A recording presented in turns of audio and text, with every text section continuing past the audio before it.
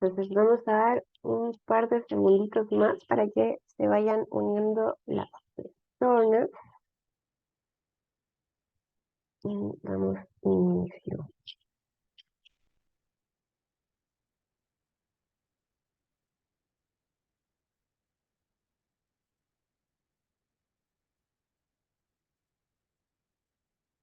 Ya, entonces, bueno, bienvenidos. Daremos inicio al cuarto y último panel del día de hoy. Este consta de 4 presentaciones en donde participarán Belén Aguilera, Camila García Huidobro, Francisca Vargas y Abner Valenzuela. Invitamos nuevamente a que todos los asistentes vayan dejando sus preguntas en la sección de preguntas y respuestas en el menú de Zoom. Y recordar que estas serán leídas al final, ¿ya? En caso de que alguno se tenga que retirar antes, pueden ir respondiendo las preguntas en el chat. Recordar que, claro, estas van a ser leídas al final y damos entonces inicio a este panel con la presentación de Abner. Así que, Abner, por favor, para que puedas poner tu presentación. ¿Me confirman si se ve o no? Está cargando. Sí se ve. Súper. Ya. Ustedes me dicen nomás. Dale nomás. Yo te aviso cuando te queden 5 minutos. Ok. Bueno, bienvenidos y bienvenidas a nuestro trabajo de investigación, el cual consistió en la percepción de los dueños de locales nocturnos sobre la seguridad y bienestar de sus trabajadores. Quien les habla es Ana Venezuela, como ya saben, y mi equipo está constituido por Gustavo Ávila y Francisca Barahona. Bueno, aquí, ¿qué antecedentes teóricos tenemos a la base? Primero encontramos a la teoría de los dos factores de Herzberg, en donde está el polo de la motivación y de la higiene, pero en específico aquí nos vamos a centrar en la higiene, en donde tenemos los extremos de satisfacción satisfacción e insatisfacción, perdón, y todo lo que está modulado por esto son las políticas, supervisión, condiciones físicas y las relaciones dentro del trabajo. También quisimos mencionar a la pirámide de Maslow, que son estas distintas etapas que puede cursar una persona para finalmente alcanzar la autorrealización. Por otra parte, los antecedentes empíricos que tenemos son la seguridad nocturna, que puede ser definido como que también, o relacionado, mejor dicho, a que las personas que asisten a locales nocturnos están más expuestas a sufrir algún tipo de problema de seguridad, por distintos motivos. También las implicancias de la seguridad en los locales nocturnos hace que los hechos criminales afecten a la economía del sector y por lo tanto a sus trabajadores, y también el impacto en el bienestar laboral e individual de una persona. Efectos en la raíz, a la persona a raíz de violencia a nivel psicosomático, psicológico o incluso organizacional. Nuestros objetivos, bueno, tenemos el objetivo general que consistió en describir la percepción de los dueños de locales nocturnos en el Gran Concepción en relación con la manera en que se ve afectado el bienestar de sus trabajadores por la sensación de seguridad o inseguridad durante la jornada de trabajo. Y los objetivos específicos consistieron en indagar respecto a la percepción que tienen los dueños de locales nocturnos en relación con la seguridad durante el horario de funcionamiento de su local, indagar también sobre la percepción que tienen los dueños de locales nocturnos con respecto al bienestar de sus trabajadores y comprender cómo se influye la sensación de seguridad o inseguridad durante el funcionamiento del local y la percepción del bienestar de los trabajadores por parte de los dueños de locales nocturnos. El método consistió con un diseño fenomenológico. Los participantes fueron contactados mediante la técnica de bola de nieve, contactos, de contactos, amigos o informantes que son de difícil acceso. Y los instrumentos que ocupamos fueron las entrevistas semi-estructuradas.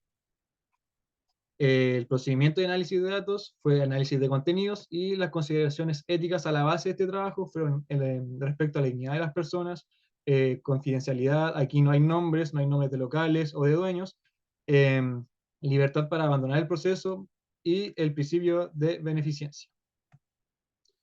Los resultados que arrojaron estos 4 locales fueron 3 categorías que pueden como enmarcar a grandes rasgos qué fue lo que pensaba cada dueño respecto a su local. En este caso, en honor al tiempo, me centraré solamente en el local número 1, en donde la primera categoría habla de la seguridad dentro del local. Él contaba en esta parte de que en todos los años de experiencia que tiene como administrador y dueño de locales nocturnos, nunca había tenido problemas de violencia. En cuanto a la categoría número 2, que son las dinámicas dentro del local, eh, cree, el dueño creía que solamente lo que podía perjudicar a los trabajadores era el hecho de que cerraran el local, porque era como una familia cohesionada, que todos se conocían, todos estaban ayudando al otro, era un trabajo muy cohesionado. Y por último, la categoría número 3, que son las relaciones con otros, en otros locales y ambientes externos. eh, Aquí nos hablaba de la existencia de estas personas que están cuidando, entre comillas, a los autos, pero en realidad lo que hacían era visualizar qué auto dejaba cosas de valor adentro para posteriormente robarlas y incluso consumir drogas. Todo esto en el contorno o en el entorno del local donde se encontraba eh, dicho local, valga la redundancia. También los otros locales, bueno, a grandes rasgos tenemos la categoría de seguridad, bienestar de trabajadores, influencia de seguridad y bienestar. En el local número 3 la categoría número 1 fue la afluencia de público, personal contratado y comprensión de la seguridad nocturna. Y en el local número 4 la categoría de seguridad local, bienestar laboral y la relación de seguridad y bienestar. ¿Cuáles son nuestras discusiones? ¿Qué nos presentaba la teoría en un principio? Que aumentaba la delincuencia y la violencia de la sociedad. También que los locales nocturnos eran muy propensos a sufrir delitos y violencia, y también los efectos negativos en los empleados por no tener esta sensación de seguridad, en cual engloba el estrés, ansiedad y miedo. Pero ¿qué no encontramos nosotros después de pesquisar estas informaciones? Es que en realidad la percepción de seguridad de dueños está influenciada por hechos externos, como era el robo, consumo de drogas y otros aspectos que hacían que este sentimiento de inseguridad floreciera. También que los locatarios toman medidas de seguridad eh, independientemente de la seguridad o no. ¿Qué quiere decir esto? Que había más personal, había guardias, más cámaras y también políticas de ingreso entre discriminar quién entra y quién no. Y por último, también el reconocimiento de la importancia de seguridad y ambiente laboral para empleados por parte de los dueños. ¿Cuáles fueron nuestras limitaciones en esta investigación? Y no alcanzamos una saturación de categorías porque la muestra no fue lo bastante grande y también no se realizó una triangulación metodológica. Pero a nuestro favor, ¿qué tenemos? Que todo el proceso fue llevado y evaluado también por pares externos que nos fueron respaldando en este proceso investigativo. ¿Qué propuestas de investigación e intervención tenemos para el futuro? Bueno, nuestra propuesta de investigación fue integrar a los trabajadores para ver si es que esta visión que tienen los administradores o dueños está muy alejada de la realidad o en realidad no. Y una propuesta de intervención sería las técnicas de apoyo emocional dentro de los protocolos de acción de los locales nocturnos, que estuviesen las políticas instauradas este tipo de acción. Y bueno, como conclusiones tenemos que la percepción positiva de seguridad en establecimientos, políticas e ingreso y labor de guardias hacen que incremente este sentimiento de seguridad. También énfasis en la importancia de seguridad y ambiente laboral para los empleados.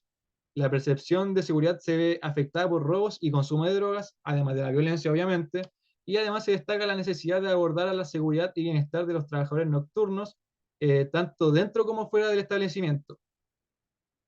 Muchas gracias. Aquí están nuestras referencias, así que eso sería todo por nuestra parte. Súper, muchas gracias, Abner. Entonces pasamos ahora con Camila. Camila, para que puedas ahí. Abner, tienes que dejar de compartir. No Sí, me muchas deja, gracias. no puedo sacarlo, ahí sí, ¿o no? Sí, ahí está listo. Ya. Muchas gracias. Así que Camila, por favor, ahí puedas compartir tu pantalla.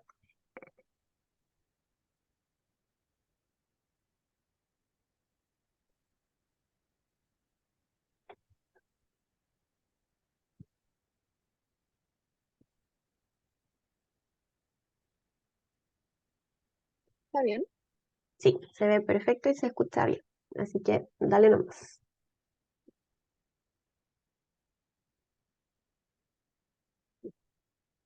Muy buenas tardes ya a todos. A continuación les voy a presentar sobre mi seminario de habilitación profesional que presenté el semestre pasado, el año pasado.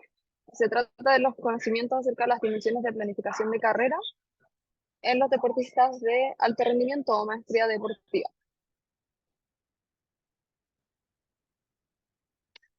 Para poder contextualizar un poco, cuando hablamos de deporte, muchas investigaciones muestran que genera un beneficio para nuestra salud mental y física. Se recomienda constantemente realizar actividad física para mejorar nuestra salud mental.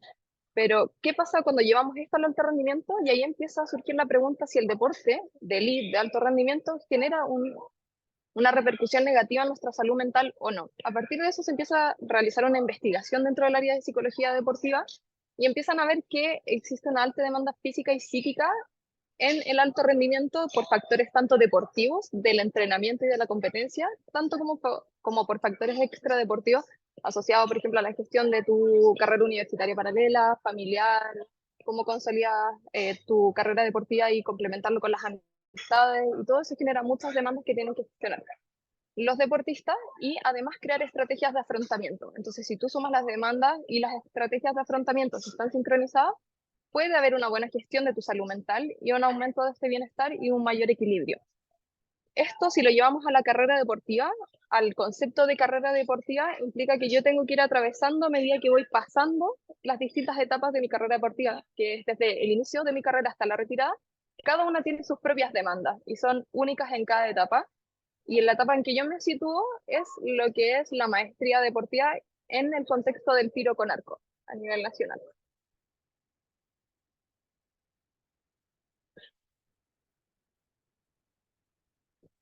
Entonces, a partir de eso, la relevancia de la investigación es un poco desde la teoría de generar conocimiento en un modelo nuevo, novedoso, la social, asociado, por ejemplo, a lo que es el Panamericano en este año Santiago 2023, que están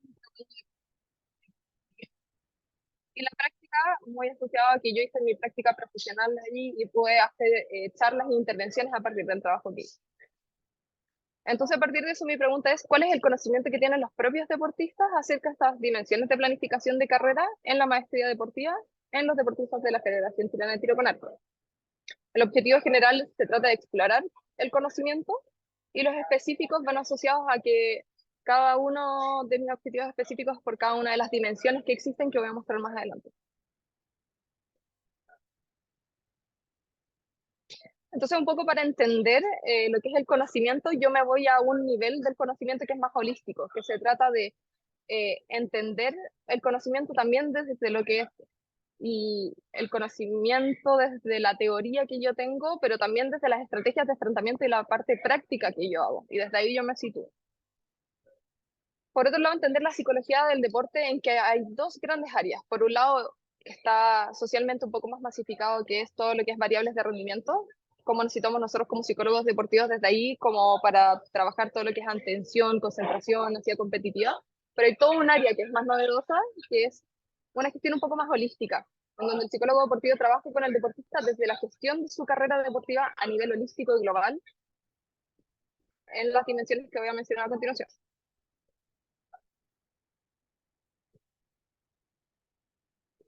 Este modelo es desde el cual yo me sitúo y que habla de que el deportista en perfección, que es donde el desarrollo deportivo vemos la dimensión arriba, dice que también, además de la carrera deportiva, yo tengo que situarme y conocer al deportista desde lo que es su desarrollo individual, en qué etapa evolutiva de la vida está y cómo eso también tiene demandas propias. También el desarrollo psicosocial de quiénes son estas figuras significativas que me van a apoyar en este momento clave de mi carrera, cómo yo compatibilizo eso con mi desarrollo académico vocacional y también cómo compatibilizo eso con mi desarrollo económico, y ahí es donde empiezan a entrar las ayudas estatales, las becas PRODAR, etc. Entonces, para entender un poco desde la metodología del trabajo, es un estudio cualitativo de tipo exploratorio descriptivo, transversal y observacional. La muestra fueron deportistas de la Federación de Tiro con Arco, y estos, para poder entender más a profundidad quiénes eran en maestría, por ejemplo, ellos ahora actualmente están buscando un cupo para el Panamericano. Ambos, la muestra tanto femenina como masculina, el promedio de edad lleva entre 20 y 29 años, que es una selección bastante joven, lo cual lo hace desde la dimensión individual o de la etapa evolutiva algo súper novedoso. que hayan tenido alguna beca PRODAR, que tengan un nivel panamericano mundial y que hayan practicado entre 4 a 8 años. En cuanto a muestreo, intencionado por conveniencia, la recolección de datos por una entrevista y el análisis de la teoría fundamental. Entonces, a entrar un poco en los resultados desde la primera dimensión, desde la codificación, encontramos que existen dos ámbitos muy importantes a considerar en cuanto a cuánto yo puedo gestionar mi dimensión deportiva, y ahí nos dimos cuenta de que los deportistas dicen que tienen que dominar ciertos ámbitos, que es lo psicológico, lo deportivo, lo físico y el entrenamiento invisible, que es todo lo que se hace fuera del entrenamiento de la cancha. Entonces yo, como deportista en maestría, tengo que ser capaz de dominar estas 4 áreas. Y por otro lado, desde otro lugar mencionaban que hay aspectos prioritarios, que es tener momentos de priorización, es decir, saber que estas áreas que yo tengo que dominar, hay momentos en que se priorizan unas por sobre otras, dependiendo si se acerca o no la competencia. También asociado a lo que es la toma de decisiones, que yo tengo que saber qué decisiones tomar y cumplir con los entrenamientos y que estos sean de calidad. Por otro lado, desde la dimensión deportiva también hay múltiples estrategias que los deportistas nombraban desde cada una de estas áreas, y la importancia que le daban a saber gestionar esta dimensión es que es la actividad central que rodea su vida, toda su vida gira en torno al deporte. Es una dimensión que si yo la gestiono bien puedo fortalecer mi talento como deportista.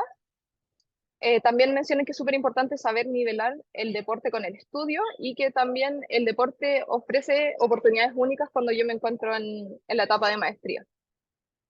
Desde la dimensión individual, como yo les decía, es una selección bastante joven, entonces ahí aparecían demandas propias de esa etapa, pero también aparecía la posibilidad, o aparecía un poco la característica de que, a pesar que soy una persona joven, tengo que tener cierto desarrollo, cierto nivel de madurez personal un poco más adelantado, porque como vemos un poco en lo que son un poco todas las competencias que tengo que tener como deportista, no son tanto de una persona tan joven, sino que alguien más grande, y que son varias, para poder tener un buen desarrollo deportivo, que es el manejo de mi carrera dual, que es compatibilizar el deporte con el estudio o lo que es mi trabajo, y ahí aparecen competencias como la disciplina, la gestión del tiempo, la planificación, saber priorizar estos dos espacios, la planificación de mi carrera profesional, el optimismo, también aparece la autoconfianza y múltiples competencias que yo tengo que tener dominadas para estar en maestría, a pesar de que soy una persona muy joven. Además, aparecen también múltiples estrategias para poder gestionar la dimensión individual, y también la importancia de la dimensión recae en un poco lo que es el desarrollo individual. Aquí el deportista entra en lo que es yo también desarrollarme como persona, a pesar de ser solamente, o además de ser un deportista.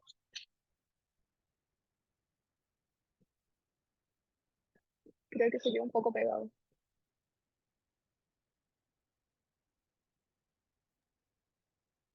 Ahí volvió. Vamos a la otra dimensión, que es la académica vocacional, y ahí mencionan un poco la importancia de yo saber, como soy una persona que se encuentra en la universidad, que se encuentra en maestría, yo no me dedico solo al deporte, en algunos momentos sí, en otros momentos no, pero ellos tienen que saber crear este juego entre en qué momentos le doy más importancia a mi carrera deportiva y en qué momentos le doy más importancia a mi carrera académica vocacional. Entonces, a partir de eso surgen múltiples estrategias en momentos de toma de ramo, a lo largo del año, y los beneficios que también da tener gestionada esta dimensión, y también el apoyo que le da la universidad como algo súper central. Por ejemplo, yo puedo saber gestionar muy bien mi carrera dual, pero yo necesito tener apoyos del contexto que me rodea. Por ejemplo, prioridad en la toma de ramos por parte de la universidad, rebasque de asistencias, empatía de los docentes y los compañeros, becas universitarias, y así me es mucho más fácil poder gestionar esta dimensión. Y dentro de la relevancia que le dan a poder gestionar esta etapa y esta dimensión de la carrera, es que hay una igualdad de relevancia en el deporte y también en el estudio, porque yo, además de ser deportista, construyo una identidad más flexible, más integrada a partir de otras áreas de interés de mi vida, porque las carreras deportivas son cortas y no queremos que la retirada sea un corte tan abrupto. Y por último, la dimensión académica también aparece como algo súper importante de saber gestionar. ¿Por qué? Porque son deportistas que han tenido apoyo del Estado, han tenido apoyos académicos por los logros, entonces también tienen que saber qué hacer para poder yo gestionar también, comprar implementos, participar en torneos internacionales. Yo tengo que ser hábil en gestionar todo lo que son mis ingresos. Entonces ahí aparecen distintas fuentes de financiamiento y dentro de las gestiones financieras, que es algo súper interesante, aparece que algunos deportistas tienen una forma muy clara, listado de necesidades y montos a tener, pero a otros tenían una menor estructuración y planificación de esta dimensión.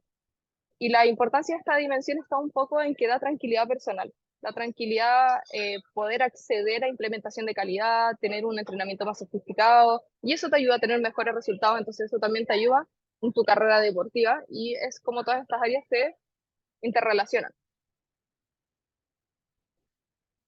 Para finalizar entonces, desde lo que es la dimensión deportiva, vemos que hay una gran diversidad de conocimientos, vemos que hay estrategias, pero a los deportistas les costó un poco ser concretos y poder identificarlas. Por otro lado, lo que es la priorización de esta dimensión está basada en dos argumentos, que es importante para su desarrollo deportivo.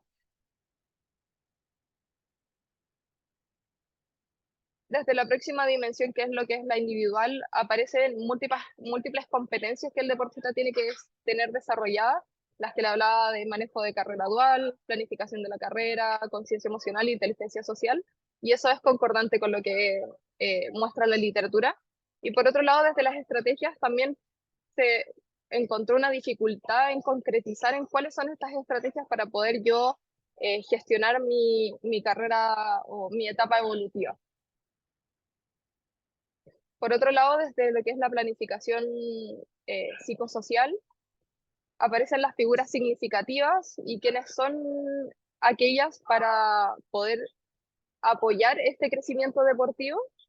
Concordaba con la literatura y los deportistas fueron bastante claros en saber identificar cuáles eran. Y la relevancia de esta dimensión concuerda con lo que plantea la literatura, que es que tengo redes de apoyo que facilitan superar todas estas crisis y todas estas demandas que son tan altas justamente en esta etapa de maestría o de élite. Por otro lado, desde lo que es la académica vocacional, se vio un muy buen manejo y mucho conocimiento de los deportistas en esta dimensión. Tenían estrategias, sabían la relevancia de esta dimensión para su desarrollo deportivo y personal, y le veían demasiado beneficio saber gestionar muy bien. Y por último, desde la dimensión económica, vemos que los deportistas cuentan con fuentes de financiamiento que son coherentes con lo que muestra la literatura. Sin embargo, la literatura no muestra mucho en cómo se gestionan, y ahí hay un vacío teórico. eh, y lo que se ve en los resultados es que los deportistas, algunos tienen claras cuáles son las formas y hay otros que no tienen mecanismos de estrategias tan claras. Y en cuanto a la relevancia de saber gestionar esta dimensión, no aparece en la literatura, pero los deportistas sí son muy claros en saber por qué es importante en cuanto a su tranquilidad, tener menos angustia y tener implementos de calidad, y como es un deporte costoso, tener claro cómo gestionar esta dimensión. En cuanto a las limitaciones, lo principal es que fueron pocas entrevistas, hay baja formación académica en el momento en que yo me encontraba haciendo este seminario, entonces fue un poco más difícil codificar. También desde lo que es la inexperiencia metodológica de no haber hecho tantas investigaciones, y también la escasez de la literatura encontrada porque es un área bastante novedosa. Y por otro lado también hubo una limitación de lo que es la amplitud de los objetivos, que es un modelo el que yo ocupé del que me basé bastante amplio. Y con eso doy cierre a mi presentación. Muchas gracias. Y ahí pueden encontrar las referencias. Excelente, muchas gracias Camila. Reiteramos que si tienen dudas, consultas, comentarios, los pueden ir respondiendo en la cajita de preguntas, en el chat, y si es que alguno de nuestros expositores tiene que retirarse un poquito antes, también las puede ir respondiendo al tiro. Así que vamos Muchas con gracias. Belén. Yo voy a estar... Sí. Dale, Belén, por favor. Comparte tu pantalla y hay cualquier Ah, es cosa. que te había mandado la Ah, sí, presentación. perfecto. Entonces, comparto yo y tú me vas avisando cuando quieres que vaya cambiando. Ya, perfecto. Bueno, la investigación bibliográfica que hicimos junto a mi compañera fue sobre la influencia de los trastornos de aprendizaje sobre la autoestima de los niños y niñas en Chile.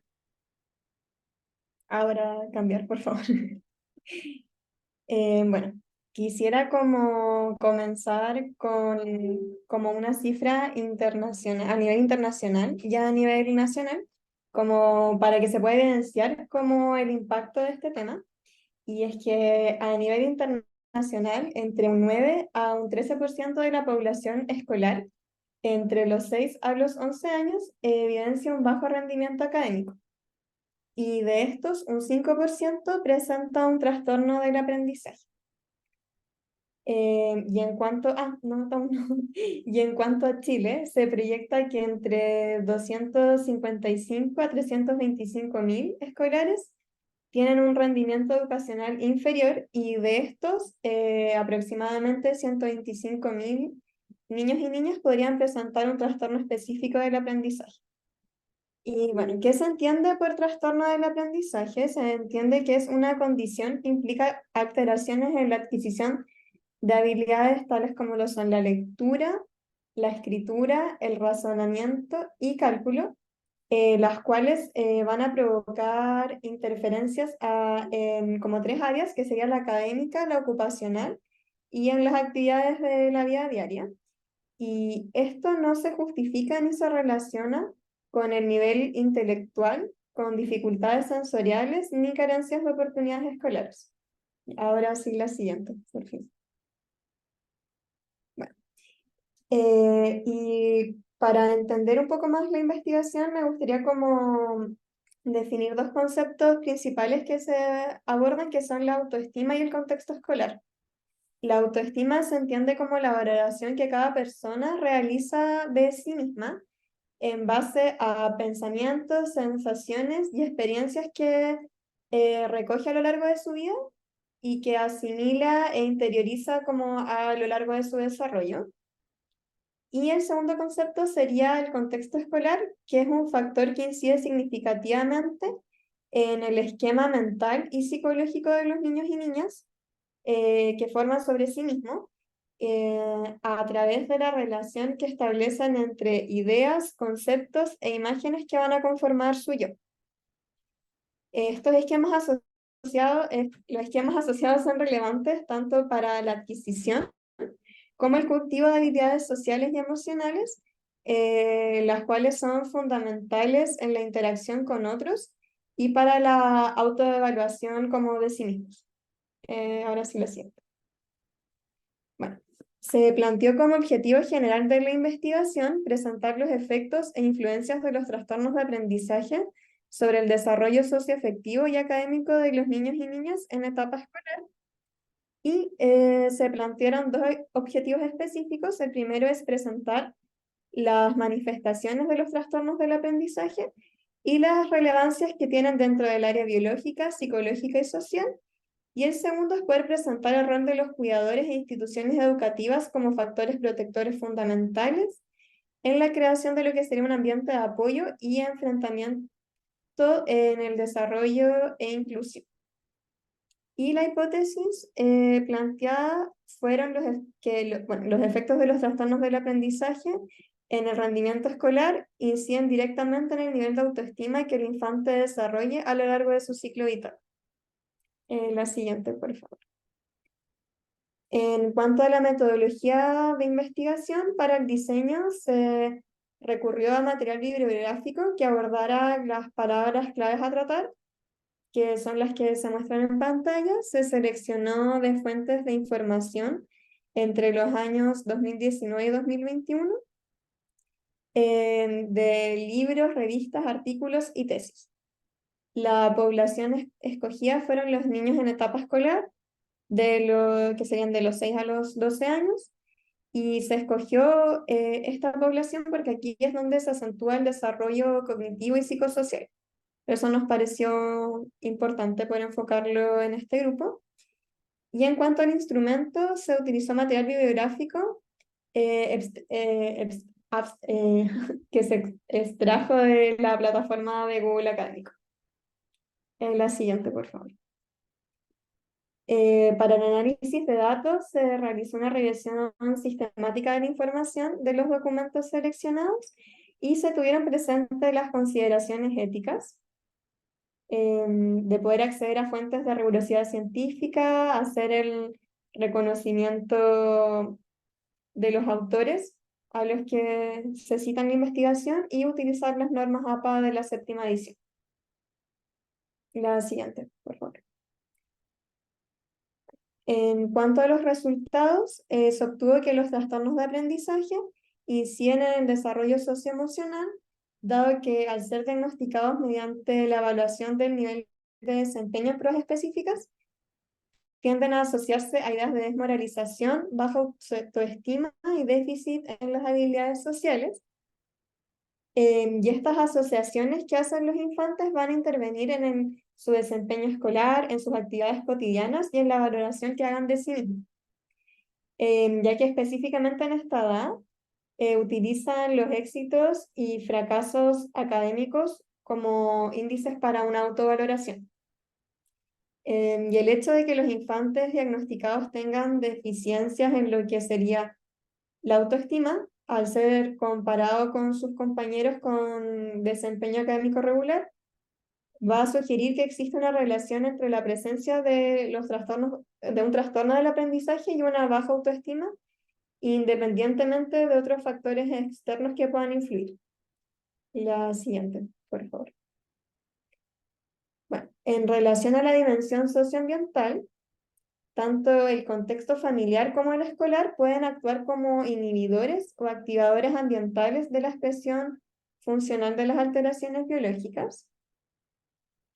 Dentro de lo que sería la dimensión psicológica, los problemas de aprendizaje constituyen una preocupación constante, tanto para los profesionales como para las familias de estos niños, dado que afectan a una población muy diversa al no limitarse a factores como lo son las clases sociales, las minorías culturales, los grupos étnicos, la población, entre otros factores.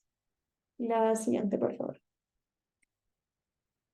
Bueno, se destaca que los niños y niñas que padecen este tipo de dificultades cursan cuadros clínicos que frecuentemente van a involucrar sintomatología ansiosa y depresiva, pero esta es comúnmente de baja relevancia. Y a través de evaluaciones psicológicas, que van a permitir determinar las diversas deficiencias en habilidades y procesos cognitivos asociados a estos trastornos, se identifican principalmente los problemas a nivel socioemocional, como lo serían trastornos conductuales, ansiosos y anímicos, bajos niveles de autoestima, motivación, confianza y seguridad en sí mismo, alta frustración y sensación de incompetencia, inferioridad e inutilidad, así como también lo que sería una actitud negativa hacia el establecimiento educacional y en la relación con sus pares. La siguiente, por favor. Y finalmente, en cuanto a la discusión y conclusión, se identifica como fortaleza de la investigación bibliográfica que hay como diversidad de contenido teórico sobre los trastornos de aprendizaje, hay como harta información sobre esto y los efectos que tiene a nivel socioemocional, y en cuanto a las debilidades, que hay poca especificidad sobre la población escogida y del contenido práctico empírico. Bueno, también es importante mencionar que tanto el establecimiento educacional como el hogar deben promover y garantizar procesos afectivos emocionales de lo que sería autoestima, confianza, seguridad, competencia e independencia, para así evitar las consecuencias negativas que conllevan estos trastornos, como lo son la desmotivación, la baja autoestima y la sensación de inutilidad. Bueno, también si bien las dificultades de aprendizaje son de base neurológica y de duración crónica, los aspectos socioambientales y psicológicos pueden actuar como factores de riesgo o protección. Y estos vendrían siendo la escuela, la familia y los recursos. Y esto va a influir directamente en la adquisición y desarrollo del aprendizaje, así como en la adaptación educativa y en el desarrollo psicológico, socioemocional y cognitivo de los niños y niñas. La siguiente, por favor. Bueno, y ahí estarían las referencias. Muchas gracias.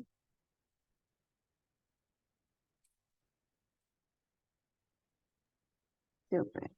Ay, mm. Excelente. Muchas gracias, Belén. Les recordamos que pueden dejar sus preguntas, ¿cierto?, en la cajita y ahí los expositores también las pueden ir revisando si es que alguno necesita responder a través del chat. Entonces, vamos con la última presentación de hoy día, que sería Francisca, para que puedas ahí compartir tu pantalla con nosotros. Ahí se ve bien, ¿cierto? Perfecto. Ya. Bueno, muy buenas tardes ya. Sí, voy a presentarles mi seminario de habilitación profesional, cual se titula Percepción de psicólogos, psicólogas sobre el proceso psicoterapéutico de niños, niñas y adolescentes detectados con altas capacidades. Para esto, voy a explicarles un poco qué se entiende por altas capacidades. Fue bien complejo empezar con el tema porque la alta capacidad es un tema que está recién emergiendo, entre comillas, aquí en Chile, y es, según Girado, uno de los conceptos más generalizados y peor comprendidos entre pedagogos, psicólogos, profesorado y familia. Hay varias personas y autores que proponen definiciones, como los muestro acá, pero yo quise crear una definición para este trabajo, incorporando todas las perspectivas que aquí les presento, ¿cierto? Y finalmente, las altas capacidades se considera un funcionamiento característico de una persona que posee un potencial intelectual por sobre el promedio, tomando este desde la aproximación del coeficiente intelectual, el cual debe estar por sobre 130, y que haya presentado características de precocidad del desarrollo durante la infancia, como también un desarrollo sincrónico. Eh, Debe cumplir con una alta inteligencia, un destacado desempeño en un ámbito en particular, o bien tener un potencial que debe ser desarrollado por el medio psicosocial en el que se desenvuelve la persona, ¿ya? Para poder unificar, ¿cierto?, lo que se intenta describir como estas altas capacidades. Como la alta capacidad tiene un vínculo y una relación tan estrecha con el desarrollo cognitivo, se hace imperativo poder incorporar la perspectiva de la inteligencia, ¿ya? Como este es un constructo que se ha ido desarrollando a lo largo de los años, nos ha ido permitiendo tener una aproximación de lo que es la medición de la inteligencia. Y en estos casos, la medición de la inteligencia a través del WISC, ¿cierto?, que nos presenta Bechler. Eh, También es importante generar algunas críticas a la medición de la inteligencia, si bien estamos hablando de un coeficiente intelectual y también de un porcentaje por sobre el promedio, es importante mencionar que se critica a estas mediciones porque no son capaces de observar y de poner en perspectiva toda la diversidad de gente que existe, ¿cierto? El contexto social y socioeconómico. También es importante mencionar que se va más allá de esta psicometría, como les comentaba, de la inteligencia, y se necesita observar cuáles son las características de las personas con altas capacidades. Y dentro de eso tenemos algunos subtipos y perfiles que nos van a ayudar a comprender el funcionamiento y el manejo de intervenciones con estas personas, ¿ya? Existe poca información del abordaje de las altas capacidades, sobre todo la información que se encuentra es la importancia del desarrollo socioemocional, y también como buscamos ver la percepción de los psicólogos, se habló de los procesos y enfoques terapéuticos que estos podrían estar utilizando dentro de su proceso psicoterapéutico, ¿cierto? Y los enfoques que son el cognitivo-conductual, psicodinámico y sistémico, ¿ya? La pregunta de investigación es: ¿cuál es la percepción de psicólogos y psicólogas sobre el proceso psicoterapéutico con niños, niñas y adolescentes detectados con altas capacidades? En donde el objetivo general era caracterizar la percepción de psicólogos sobre este proceso, ¿cierto? Y los objetivos específicos: distinguir los enfoques, describir el proceso y caracterizar el proceso de intervención en psicoterapia. Como mencioné anteriormente, estos niños igual tienen algunas dificultades y especificidades que se necesitan responder dentro de la terapia, ¿ya? El método de esta investigación, el diseño, es un diseño cualitativo, fenomenológico con alcance descriptivo. Los participantes fueron 4 psicólogos clínicos que llevaron procesos psicoterapéuticos con niños con altas capacidades, con muestreo no probabilístico por conveniencia, ¿cierto? Bola de nieve, más bien conocido. Y se utilizó una entrevista semiestructurada como recolección de datos. Luego se analizaron los datos a través del software Atlas T y los resguardos éticos fueron más que nada el consentimiento, el respeto, confidencialidad y la no maleficencia. Ahora, y entrando ya de lleno a los resultados, tenemos categorías que nos van a ayudar a comprender, ¿cierto?, cómo estos psicólogos ven y observan los procesos con estos niños. Lo más importante que salió acá, y que por eso lo puse como al principio, ¿cierto?, es el perfil de los niños y niñas con altas capacidades, porque a esto se le asocian muchas complejidades, ya este desarrollo sincrónico que tiene que ver con esta asincronía, ¿cierto? Esta sincronía que, nos, que se entiende como su desarrollo cognitivo más elevado y el desarrollo socioemocional no tanto, ¿cierto? Es muy disparejo. Existe el desarrollo dual de patologías que, bueno, en el momento que yo estaba haciendo el seminario no le había puesto un nombre, pero esto se llama doble excepcionalidad. También hay pensamientos angustiantes, hay limitaciones del desarrollo del potencial y eso por las dificultades que tienen a nivel socioemocional en algunos casos, que también va ligado con estas problemáticas personales y problemáticas escolares, ¿ya? En este perfil también podemos ver las características cualitativas, que lo tomamos como precocidad y que son elementos que se van eh, pesquisando a través de las entrevistas clínicas que se realizan en los procesos psicoterapéuticos. Encontramos que hay desafíos y oportunidades en el proceso, porque hay desafíos por también estas mismas características y las complejidades que nos presentan los niños con altas capacidades, pero también hay oportunidades porque hay una receptividad desde el contenido en específico que es más bien esta alianza terapéutica. Sí, también se pueden dar oportunidades mientras que uno haga adecuaciones a las necesidades del paciente y entienda que esta condición eh, tiene características y que tienen que ser abordadas. También tenemos el diagnóstico. El diagnóstico en realidad es una identificación en donde se detecta a través de el levantamiento de información entre los padres, los niños, ciertos informes de la escuela, ¿cierto? Se utiliza la psicometría y el WIS como herramienta. Y también hay algunos indicadores de necesidad de apoyo en salud mental que se pueden pesquisar a través del diagnóstico. Y hay dificultades, como mencioné anteriormente, a nivel socioemocional. Hay cambio en la sintomatología por etapa evolutiva. Hay comportamientos disruptivos y también aquí entra la categoría de las personas altamente sensibles, que son cosas que se pueden ir observando a través, ¿cierto?, del diagnóstico. En cuanto a la intervención, lo que se fue observando fue más que nada cómo se genera este abordaje clínico, ¿sí? Este abordaje clínico a través de las necesidades que tienen, a través de la resignificación de lo que es la detección, porque muchos de estos niños, lo que comentaban estos psicólogos, es que no tienen una visión positiva de lo que es tener alta capacidad. La otra variable importante es que hacen una distinción entre el proceso psicoterapéutico y la asesoría. Entonces, el trabajo terapéutico con estos niños no está definido como el proceso psicoterapéutico que uno conoce generalmente, que tiene la fase de diagnóstico, de intervención, y que se trabaja un tema en específico dentro de esta intervención, como el objetivo terapéutico, ¿cierto?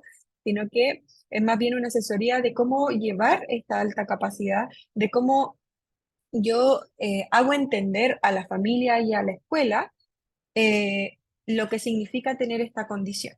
Y es por eso que también pasamos ahí en esta intervención a hablar de las coordinaciones externas. Es sumamente relevante poder psicoeducar a nivel escolar y a nivel parental de lo que significa la condición, ¿ya? Además de esto, pesquisé, ¿cierto?, algunos perfiles de psicólogos que trabajan con niños y niñas y adolescentes con altas capacidades, en donde hablaba mucho de la formación profesional, ¿sí? La formación de pregrado y la formación de posgrado y los enfoques.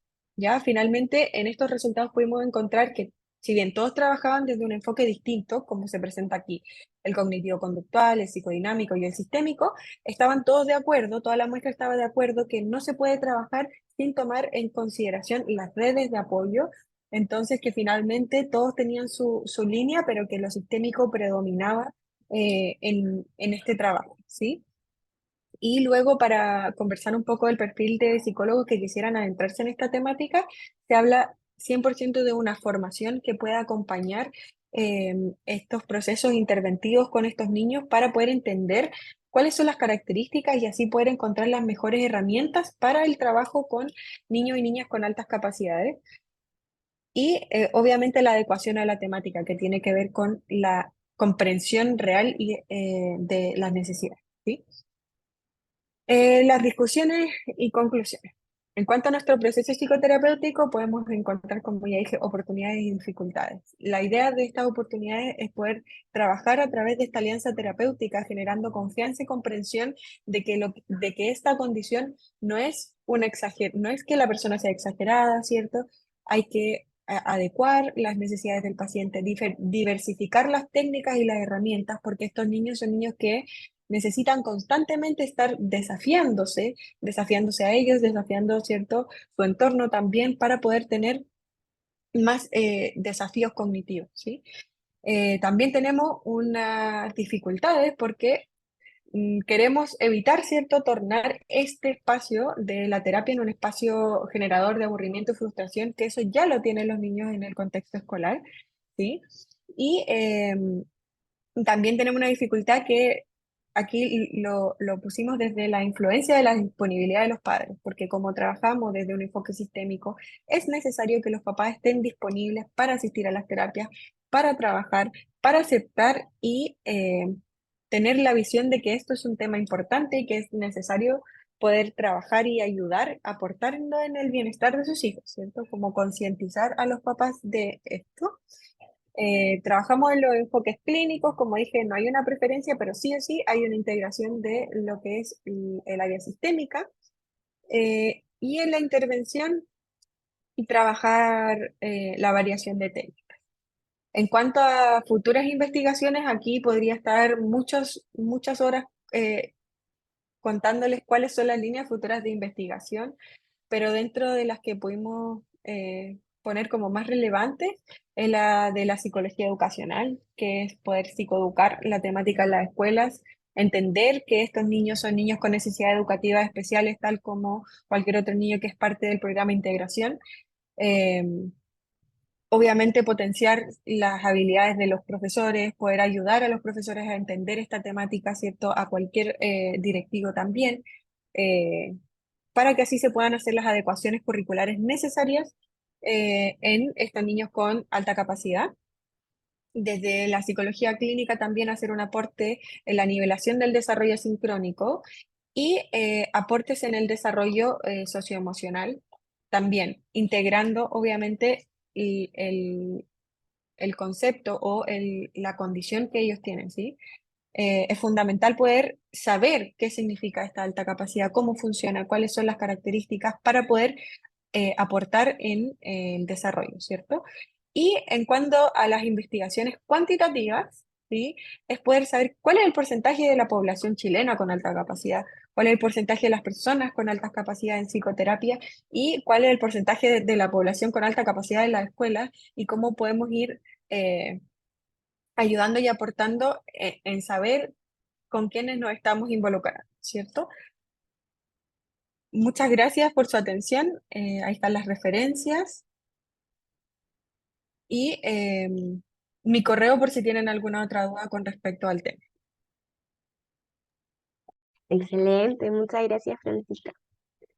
Entonces, pasamos ahora a la ronda de preguntas para que puedan irlas dejando en la cajita de preguntas y comentarios. Bueno, de partida, muchas gracias, muy buenas las presentaciones. Acá tengo una pregunta para Camila, no sé si estará por ahí. Sí, acá estoy. Bacán. Camila, dicen, muchas felicitaciones, tu presentación me hace pensar en los desafíos identitarios que tienen estos jóvenes.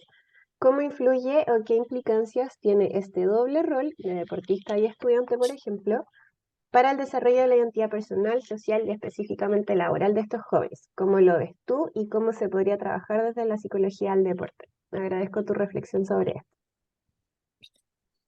En cuanto a cómo lo podemos trabajar desde la psicología del deporte, lo primero es, en conversación con el deportista, entender si él se sitúa como un deportista estudiante o un estudiante deportista. Es decir, ¿a qué le vas a dar mayor prioridad en tu vida y dónde está el foco puesto? Si yo, por ejemplo, voy a hacer un contraste entre si yo soy seleccionado de la UDD, yo soy un estudiante deportista que mi foco está mucho más puesto en la universidad y la prioridad está ahí, y además hago deporte y estoy en una selección y me importa, pero el foco está mucho más puesto en la universidad.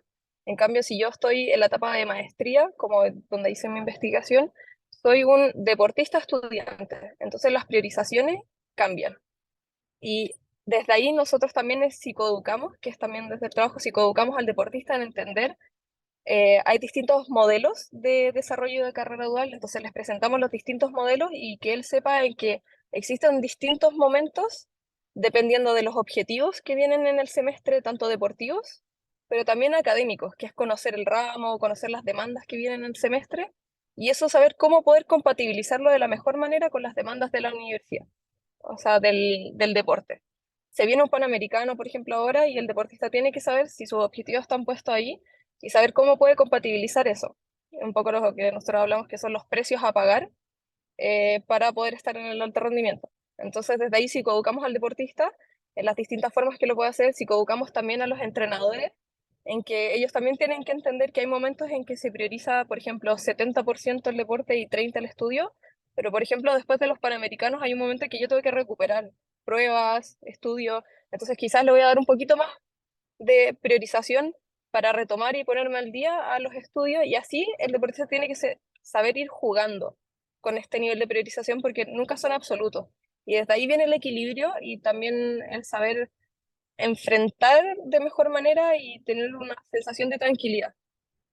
Además, también trabajamos esto con los papás y psicoeducamos a los papás, que también son los que financian todo esto.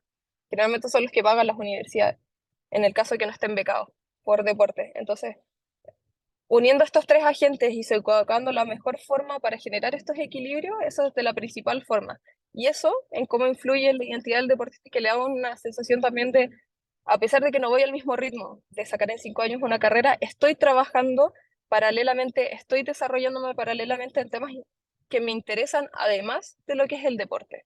O puede ser una carrera profesional que siga con el deporte, pero me sitúo desde otro rol, en ese espacio, no como deportista.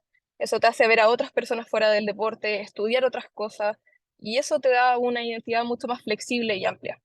Al momento de la retirada, eso ayuda mucho en prevenir cuadros depresivos, ansiosos, consumo de alcohol y drogas, etc. Súper. Muchas gracias, Camila. Dicen perfecto, muy claro. Muchas gracias. Por acá, excelente tema, qué importante, un tema que no se conoce nada. Me imagino que va como un poco para todas las presentaciones. A mí me queda una duda de la presentación de Francisca. Fran, ¿estás por ahí? Estaba Sí. pensando en que, por ejemplo, tú mencionabas que en los chicos con altas capacidades existen diferentes dificultades. No sé si a lo mejor puedes ahondar un poquito más ahí, a lo mejor de lo que te contaban los profesionales, como qué cosas de repente destacan más, pero que puedan ser dificultades para ellos. Ya, las principales dificultades, que bueno, como eran 15 minutos, la verdad es que este es un tema que yo estoy estudiando ahora, siendo un diplomado, así que más información tengo hoy en día. Las dificultades principales de estos niños son en el ámbito escolar, porque generalmente encontramos que estos niños ya conocen mucho del currículum, que se les está presentando. Entonces, el asistir al colegio es repetir lo mismo que yo ya sé, Y eso les genera mucha frustración, les da mucha flojera, así como no les gusta ir al colegio porque es algo que ellos ya conocen. Ese es uno de los principales. El desarrollo asincrónico, que genera que tengamos un desarrollo cognitivo por aquí, un desarrollo socioemocional por acá. Eso genera mucha fluctuación en sus pensamientos también. Entonces, no entienden muy bien qué es lo que les pasa, cómo manejo yo estas emociones, ¿cierto? Eso es otra de las como de las dificultades que presentan y sobre todo el vínculo entre ambas cosas, entre el colegio y entre eh, esto más personal, ¿sí? Como por qué yo soy así, como por qué a mí me pasa esto, yo no entiendo por qué eh, mm, tengo que seguir aprendiendo en el colegio, como yo ya aprendí, y eso por qué también genera un problema en el autoestima, ¿sí? Son esos dos focos principales de las dificultades que ellos tienen, en el tema del desarrollo socioemocional y en el tema del desarrollo cognitivo y las implicancias que tiene en el ámbito escolar, que finalmente el diseño que tenemos de sistema escolar no les permite tener adecuaciones curriculares para que ellos no se aburran. Entonces quedan dando vuelta en el mismo tema una y otra vez y no les permite avanzar y potenciar sus capacidades. Porque los niños que quizás, no sé, tienen más habilidades en matemáticas, ya saben hacer todo lo que tienen que hacer en sexto. Y ya están en sexto y tienen que esperar hasta séptimo para poder avanzar y tener más desafíos cognitivos, ¿cierto? Eso más que nada. Súper, muchas gracias, Fran. Me queda mucho más claro. Quizás una pregunta como para todos los expositores, que nos pudieran contar un poco de los desafíos principales al momento de realizar sus investigaciones, quizás como también para orientar un poco a los participantes a no desanimarse si es que presentan desafíos de repente ay, no sé si nos pudieran compartir. Eh, Hablando del mismo tema, creo yo, eh, que por ejemplo, la alta capacidad es un tema que no está muy estudiado aquí en Chile. Creo hay un par de centros y lugares que hacen investigación. Entonces, todo el tema de buscar bibliografía fue un tema súper complejo. Fue súper frustrante en un momento. Yo tenía que entregar el seminario y no tenía la bibliografía necesaria como para sustentar, ¿cierto?, mi seminario. Y nada, seguir buscando, si es un tema obviamente que apasiona y que interesa, hay que seguir buscando y hasta y tocar todas las puertas necesarias para poder avanzar en la investigación. No se queden ahí como, ay, es que no encuentro en internet. Vayan a hablar con quienes les aparezca. Si les aparece un correo, mándenle un correo.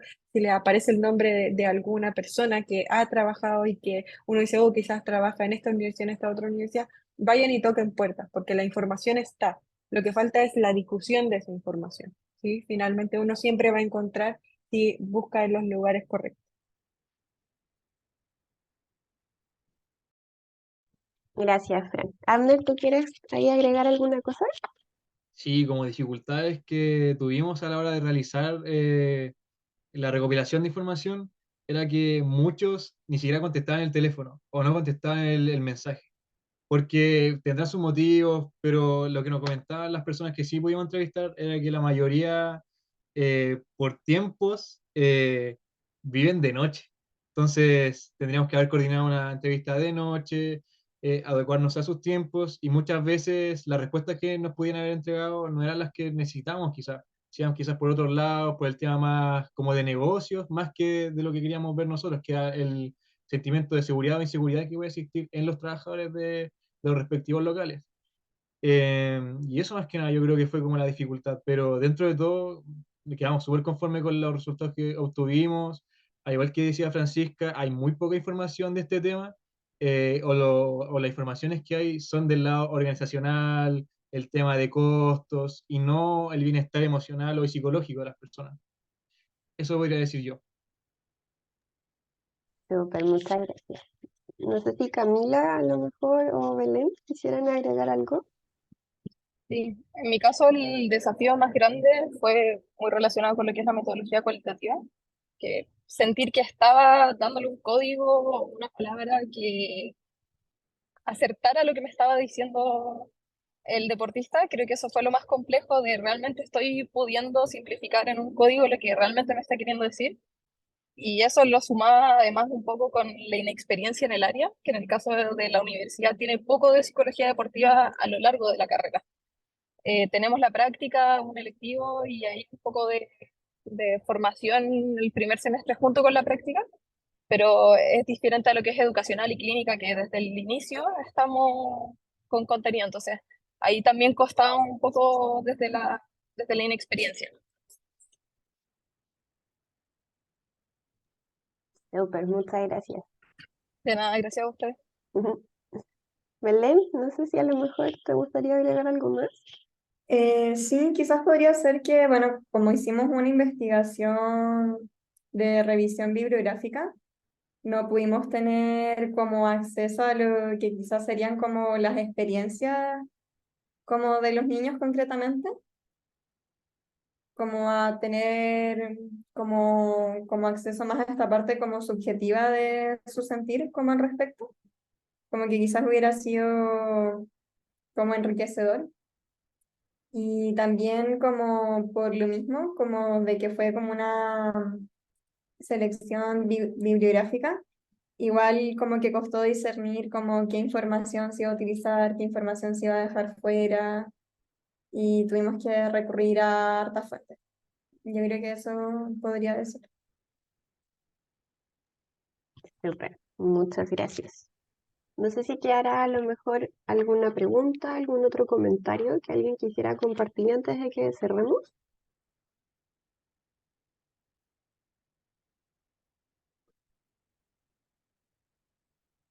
Ujú. Sí, yo quería decir algo a ¿Ya? modo de agradecimiento igual por la instancia que nos dieron para mostrar nuestras investigaciones, nuestro trabajo, que igual nos costó harto tiempo realizarlo. Yo creo que tuvo su proceso muy laborioso.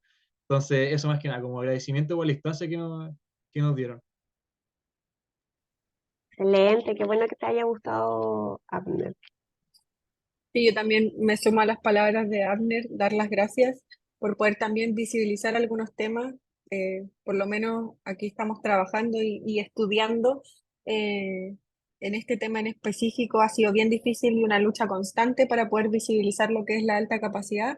Así que agradecer también y invitarles a que puedan seguir buscando, viendo. Está la Fundación de Alta Capacidad también para más información, ¿sí? Excelente, muchas gracias. Entonces, bueno, muchas gracias a todos los presentadores, a todos los participantes. Damos por finalizada entonces la tercera feria de investigación e intervención de estudiantes y egresados de Psicología en la Universidad del Desarrollo. Agradecemos su interés y tiempo por acompañarnos en nuestro encuentro. Como Facultad de Psicología UDD esperamos haya sido de gran interés. Lo invitamos a participar ahí, como decía Pablo en el chat, en la versión 2024. Quedamos todos muy contentos con la jornada. Fue una jornada muy, muy buena, muy, muy enriquecedora.